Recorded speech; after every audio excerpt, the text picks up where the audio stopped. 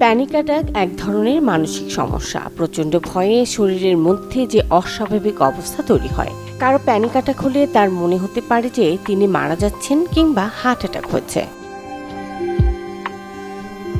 Panic অ্যাটাকের উল্লেখযোগ্য উপসর্গ হলো বুক ধড়ফড়, ঘেমে যাওয়া, শরীর কাঁপা, শ্বাসকষ্ট, শ্বাসরোধ হচ্ছে মনে হওয়া, বমিভাব, পেট কামড়ানো, আশপাশে সবকিছুকে অস্বাভাবিক মনে হওয়া, মানসিক অবস্থাকে নিয়ন্ত্রণ করতে না পারা ও মৃত্যু হতে যাচ্ছে এমন মনে হওয়া।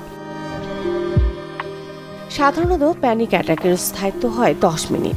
প্যানিক অ্যাটাককে ভয়াবহ মনে হলেও শরীরের ক্ষতি হয় না। তবে প্যানিক অ্যাটাকের শিকার হলে খুব দ্রুত তা থামানোর চেষ্টা করতে হবে।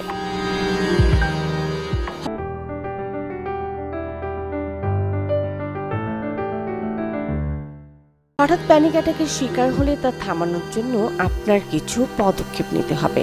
এগুলো হলো, প্রথমেই নিজেকে শান্ত করতে জোরে জোরে শ্বাস প্রশ্বাস নিন। এতে কিছুটা স্বস্তি পাওয়া যায়। যে মুহূর্তে এ ধরনের ভয় ধাওয়া করবে, তখনই নিজের যে কাজটা সবচেয়ে ভালো লাগে সেটিই করুন। দিনে কিছু সময় নিয়মিত মেডিটেশন করুন। দুঃখজনক হলেও সত্যি, দিনের মধ্যে বেশিরভাগ সময় আমরা অকার্যকারী চিন্তা করে কাটাই। যতটা সম্ভব দুশ্চিন্তা থেকে নিজেকে দূরে রাখুন। শরীর ও মনকে ভালো রাখতে নিয়মিত শরীর চর্চা করার অভ্যাস করতে পারেন। প্রতিদিন অন্তত 30 মিনিটের শরীরচর্চা মানসিক স্ট্রেস অনেকটাই কমিয়ে আনে। যার সঙ্গে কথা বলে আরাম পান তার সঙ্গে কথা বলুন, আর যাদের সঙ্গ ভালো লাগে না তাদেরকে এড়িয়ে চলুন। প্যানিক অ্যাটাক ঠেকাতে একটি চেয়ারে সোজা হয়ে বসুন, পায়ের পাতা মাটিতে চেপে রাখুন। এভাবে 5 মিনিট বসে দীর্ঘ নিঃশ্বাস নিন।